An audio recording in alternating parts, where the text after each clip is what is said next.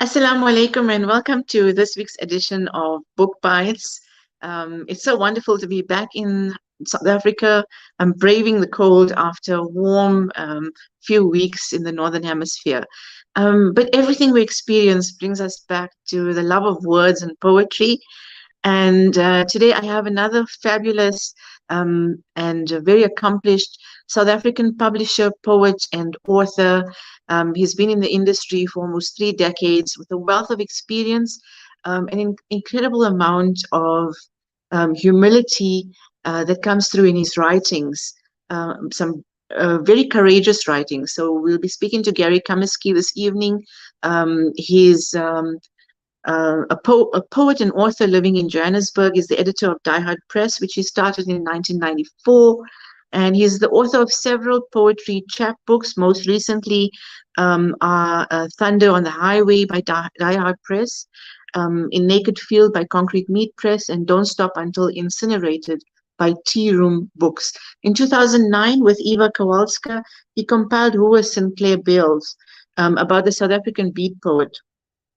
A revised and expanded version was published in 2014. His short story collection, Off Ramp, was shortlisted for the 2014 Nadine Gordimer Short Story Award. That's with the South African Literary Awards. And as I said, he's the editor of Die Hard Press and lives in Johannesburg, South Africa. Gary, welcome to the show. It's so wonderful to have this opportunity to speak to you this evening. Thank you. Thank you for having me. It's wonderful to be online with you. Thank you.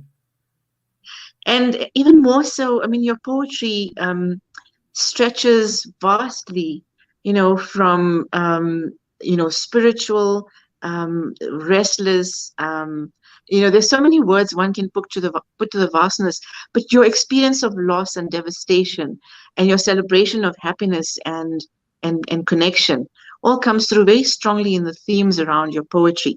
Speak to us about, on the one hand, I'm going to sort of stretch it a bit here, not just I want to hear about your own poetry, but also poetry centered in the South African landscape. How is poetry received in our landscape, especially as you have almost 3 decades of experience, both in publishing and in writing? It's a very difficult question to look into the matter of how poetry is received in the South African landscape. On the one hand, I think that there is a tremendous amount of poetry, and very good poetry, being written and published in South Africa. What we do suffer from is first of all a lack of publishing outlets, particularly with regard to literary journals. I was the editor of New Coin for 3 years, and a tremendous amount of excellent quality work came my way. But we have so few journals in South Africa, print and very little online. What I'd really look forward to in South Africa, if we could see more online literary journals, that would be absolutely excellent. And we also, of course, we do suffer from, I feel, a lack of readership in South Africa.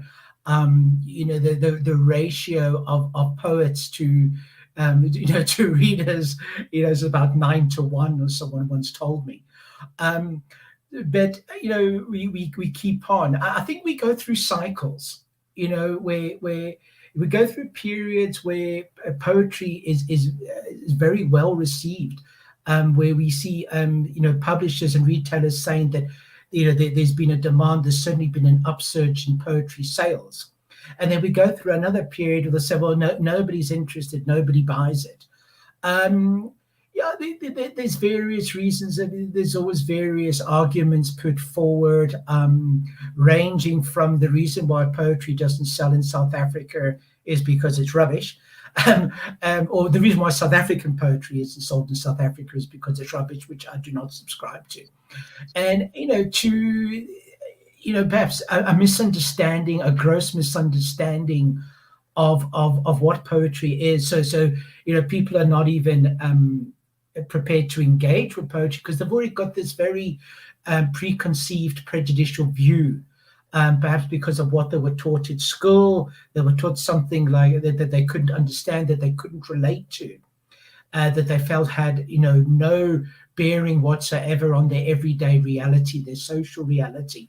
But that then you find though when those people do actually start reading, and when they let that prejudice drop and they do open themselves up, they are more responsive. I get it. I get what you're saying. And also, I mean, going back to the school syllabus, when we read Chris van Wyk and we read Don Matera, or we read Wally Serote, those, that was engaging and something, like you say, that we could identify with. As soon as you take it out beyond, into sort of maybe language that's no longer spoken, younger people, it's not a way to introduce poetry. So I agree that poetry has a bad rap from the beginning. But thematically, if we're speaking about lyrical poetry, political poetry, the thematic considerations also make a difference to the crowd, perhaps. But I agree with you. It is, there is a difficulty, and yet you've built a substantial oeuvre of writing over the last 3 decades, and you obviously have a readership, an audience who appreciates your work, and so maybe that's what it's about. You're writing for. Every book has its audience, and writing feeding that audience in a way. Yeah, it's difficult. There are some poets that will write with a very specific audience in mind, and for me, I don't know I don't know what my specific audience. I don't know what my audience consists of. I don't know. I think in some respects it's a matter of getting it out there. It's a bit of a hit or miss affair. Right. I don't. I'm not trying to put a message across or appeal to a specific age group or population group or interest group or whatever. It's casting a very wide net without really conceiving of a net to cast. Makes sense. I mean, the same can be said of short stories. I know there was a time when short story was extremely popular, and there was a kind of a sort of a lapse in the time. And now again, you're finding a lot of both edited collections and single author collections that are being lapped up because of their perhaps relevance, perhaps being able to identify with the local story, our story being, sort of widely sort of written, and then both published traditionally and in independent presses. Speak to us about this, about this sort of undulating experience of the short story, and from a publisher's point of view as well. Tell us about some of your experiences in distribution. Okay, well, we go back to about 2011. I published an anthology of short stories, of South African short fiction, by a wide range of writers that was selected by Arius Salafranca. It was called The Edge of Things. And, okay, I remember. That anthology sold extremely well. My distributor said at the time that he felt that what one of the key factors was, as you've just touched on, that it wasn't a single collection. Certainly back then, possibly it's the same now, that anthologies by various writers seem to sell better than a single writer. I'm not sure why. Is it because of the diversity of voices? It certainly could be. The Edge of Things. I mean, we had stories that focused on relationship issues, on childhood issues. We had some stories dealing with childbirth through to early childhood crushes and whatever, and then we had some very, very sort of like over the top type, almost like hoax style stories. There was a wonderful story in there that was published under a pseudonym. It was actually written by Anton Kruger and Professor Samplay, but they came up with this crazy pseudonym, and it's a story about a town that just disappears one day, gone, and it was funny. It was written almost like a H.P. Lovecraft sort of horror story, of the town that disappeared. But again, one could read a historical political subtext into it, that we under apartheid and forced removals, suburbs and towns did disappear, and even now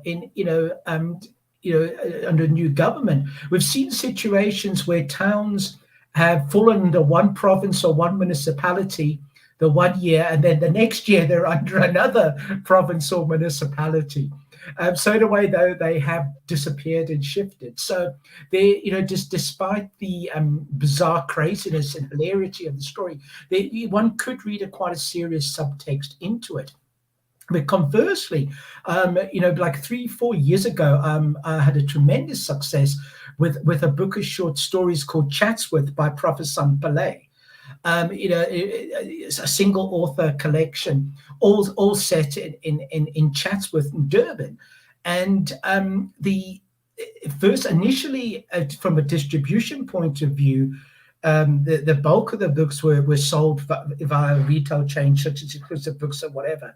And certain branches, particularly the King Shaka Airport branch on the Durban to Joburg route, they were like selling out, like, we need to order more, we need to order more.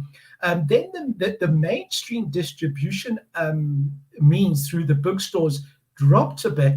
And then I was actually approached by the proprietor of the website that was once first of all, it was known as Made in Chatsworth, now it's Made in Durban. And there have been tremendous sales via that website because it's had a tremendous response and readership from the community. We've even had orders from overseas of people who had lived in Chatsworth and now living elsewhere in the world, from everywhere from Australia to the UK. So that a single author collection has done extremely well. That actually speaks to the power of of the local story. Yes. And the relevance. Obviously, the audience, you had your distribution pointers in the right place because the audience would lap up. And I read Chatsworth. You sent me a review copy back when it was launched, and I was fascinated by the stories and the flavors that he captures and his style of writing. So well done on that. And there's hope, to see that the short story really has taken off again, and it has the power, I think, especially with these I think people having a sort of a shorter attention span, but the power of story being captured in that short space of a couple of thousand words, I think really appeals to many. But that was also fantastic. So you've also got now lately Outside the Cave, selected poems, and there's a lot going on with this chapbook. It's beautifully packaged, because I do judge books by their covers as well. But especially because I've been traveling through Turkey and Istanbul and the land of poetry, in my opinion, and I carried Outside the Cave with me, and I went through some of the poems. It's the nice thing about a book of poems is you don't have to read it from cover to cover. You can sort of pick up a poem that you're meant to read on a particular stage. Congratulations on this collection. Thank you. I know it's one of many before. Speak to us about compiling Outside the Cave, and it's almost memoir-like because you've got these 10-year periods that you write in. So tell me about compiling this collection of your own writings over the years and how you've reflected on your transformation as a writer. It was a situation, I think, mainly where, to date, since I started publishing in the early 90s, I've always gone the chapbook route, which is a format I love, In fact, I'm returning, I'm actually, from a Daha Press perspective, now going to be focusing on chapbooks on a micro publishing platform, so to speak. But I felt that perhaps what I needed was in an actual perfectly bound book collection of my poems. And I think getting to that point where, I felt that I wanted to look back over the decades of my work. And thanks for reminding me it's 30 years. And looking at it, but I decided to structure the collection, not from a chronological point of view of the earliest to the latest, which is the traditional approach. I did it in reverse, from the latest work to the earliest work. I want to go back in time, and so rather than tracing a forward development going back in time, almost, and I did it by decade, as because I've always felt, when I've looked at my poems, I felt that each chapbook that I've published, irrespective of the size of it, I mean, chapbooks are generally quite slim. I felt almost like I was marking a period of my life, not necessarily in terms of literary development, but a period that I'd gone through. I could say, well, I know that those poems were that chapter was published, and most of those poems were published during a period before I went to the UK, back to the UK in 2001 or whatever. The other next chapbook was the next 5 years when I came back to South Africa. So I felt like maybe let me put it together and over the 30 years and see where my mind has gone, if anywhere at all, actually. But what about, and I got Cobus Moorman, the very respected poet, to do the selection. I didn't want to get involved myself, and so he brought up this selection of work. And when I was busy proofreading, what I was amazed by was that the sequence of the poems that emerged create a situation where you could have poems on separate pages, almost speaking to each other. That was definitely not intended when I first wrote them. It might be a situation where the poem on the one side has a particular image that resonates strongly with an image in the poem synopsis. And when these were written and originally published, they were not side by side, and it might have been written 2-3 years apart. So I think it indicates that there is subconsciously definitely a thread going through the work, and perhaps all of our work. It's of where we are as human beings, where we are maybe spiritually, if you want to call it that. What our journey is as consists of where it's going to as individuals or whatever. Yeah, I think I agree with you. There is, a lot of ourselves being expressed through the words on the page, and this kind of seamless tapestry that you're talking about, being a collection. It's interesting for me that you worked in tandem with a respected, probably friend and poet, to be able to see. Sometimes it takes standing back from the canvas just to have a look at the bigger picture, so to speak. How about a taste of some of your poetry? I hope you've maybe chosen 1 or 2 pieces that you can share with us. Okay, would you like me to read just one for now, or? As you wish. If you think that they work in tandem, you can put them together, and otherwise just let me know if you want to read one a little later. That's also fine. Okay, I think let's spread it out a bit, maybe. What I'd like to read, first of all, on the subject of Turkey, because I went to Turkey in 2019, and I'm so envious that you actually stopped over in Konya, because we were on a guided tour and we went all the way around to Cappadocia and whatever, and we just drove through Konya, and I thought I want to see Strumi's tomb, and we didn't stop. Yes. But oddly enough, a couple of years earlier, we went to Venice, and we'd flown from Joburg to Dubai, then from Dubai to Venice.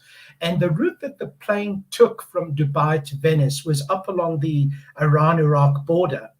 And then basically when we got to where Tabriz is, we turned left into Turkey and then went over the Balkans and to Venice.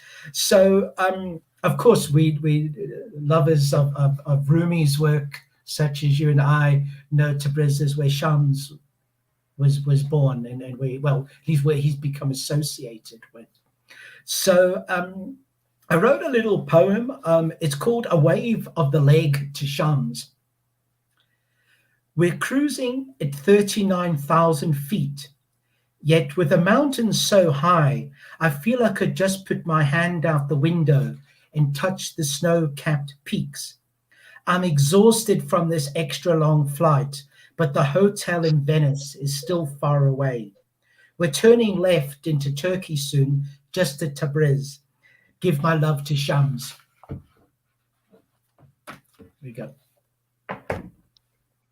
Lovely. I came across that one as well. And like I said, not deliberately looking for it. I remember that you'd mentioned that you've written, sort of a poem in tribute. And so I just kind of opened the book and there it was. So I Oh, was wow. pleasantly surprised. Yes. That's why I said, a book like this is not, I mean, of course you can read it cover to cover, but you sometimes just open and you find a poem that you're meant to read. Why outside the cave? Tell me about, because I know there's a poem of that nature as well. Outside the cave. Speak to me about the title of the book. It's an intriguing title, which I think only subconsciously I can actually grasp myself. It's for me, it's we're talking about a shifting, a constant shifting between consciousness, unconsciousness, light and dark, from one level of experience to another level of experience. It's a title that could be interpreted spiritually, and it probably is on one level. I mean, even the cover, which is sort of half color, half black and white. Again, it's this shifting between, two spheres, or two levels, two spheres of experience, or two different sets of opposites almost. As you probably know, I have a tremendous admiration for surrealism, and which, as is one of his basic tenets, had an approach to reconcile opposites and of images and what have you, and so it's almost like an alchemical process involved. So I feel it's outside the cave. It's moving from darkness to light, but it could also be from moving to light to darkness, or whatever. It's about constant shifting of levels of consciousness, I think. I like also the perspective that there are often spaces in our lives where we become secluded, whether you're dealing with trauma or you're just going through a period of growth or change, or, there'll be various stages. So I like that outside the cave is also sort of a stepping outside of that and the renewal and the growth that might come of it. So that's a personal kind of stamp that of interpretation that I've taken from that as well. I mean, I feel it's whatever you want to get from it, whatever you want, however you want to interpret it, whatever you want to get from it. That's up to, I don't dictate what someone's response should be. It's up to them. I remember many years ago when I was at the Poetry Africa Festival. One of my favorite stories was during one of the breaks. A chap approached me, who'd been in the audience, and he said to me, you read this poem, what does that line mean? I said, I don't know. And he said, but you wrote it. I said, yeah, I know, but I don't know. Well, I said, what do you think it means? He said, but I'm asking you. And that's why, I don't want to dictate. I really don't want to. You tell me what you think it means, whatever it means to you, that's fine. What can we look forward to from your pen in the future? From my pen in the future. Yes. I'm currently What putting is what? I'm currently putting together another chapbook of poems. I haven't got a title for it yet. A publisher in Kolkata in India, Graffiti Kolkata, that published a chapbook of mine called Sky Dreaming back in 2011. Is interested to publish it. They were ideally looking for this year. I wanted a little bit more time to go through things. So probably next year. There's no title as yet, but that would be published, as I say, in India. And I'm busy editing a new small collection of short stories. Busy shifting through the stories at the moment. As usual, just like with Off Ramp, they're very surreal. The unexpected. They're not realist, social or realist sort of stories, although there are elements. That's great. We look forward to seeing more writing from you, and hopefully engaging different, getting more young people interested in the art of poems and short stories. Die Hard Press. What's coming up? Are you opening out to more submissions? At the moment, actually, the exact opposite. What I'm actually doing is, as I mentioned to you earlier, I mean, although I've been for the past 10 years or so producing perfect bound books, which, you know, we have been distributing via the bookshops and what have you, due to various factors which we don't have time to go into. I've decided to move to a more micro publishing platform of publishing chapbooks. Limited editions. We're doing one, I don't know, a small chapbook of 3 short stories by Professor Pillay, again, which I'm hoping to get out in time for Christmas. And these are sort of like tongue-in-cheek horror stories. You will never look at Bonnie Chow again in the same way once you've read the first story. If that gives you an idea of what's involved. So I'm looking forward and I'm very excited. I enjoy working with Professor. He's an excellent writer. He's a wonderful person to deal with. And it's great. You know, it's full-on collaboration. That's fantastic. I think when there's a good connection like that, when there's good energy in a connection, it comes through in the collection as well, in the final publication as well. So I know there's definitely something to look forward there as well. And I think we have kind of run out of time. I know that we could go on talking about, you know, writing and publishing. But I'm so grateful that you gave us your time this evening. And I wish you everything of the best in your literary journey, in your publishing journey, as things open up once again. Thank you very much, and thank you for having me. Assalamu alaikum from us at Salam Media and BookBytes, and all the best. And so there you have it. We chatted with author and publisher Gary Cummiskey, who's got a fascinating collection of chapbooks that he's been writing and publishing over the last 3 decades. And I hope that readers will be picking up copies of his books across from Die Hard Press and other distributors. And with that, it's a wonderful fresh start to BookBytes.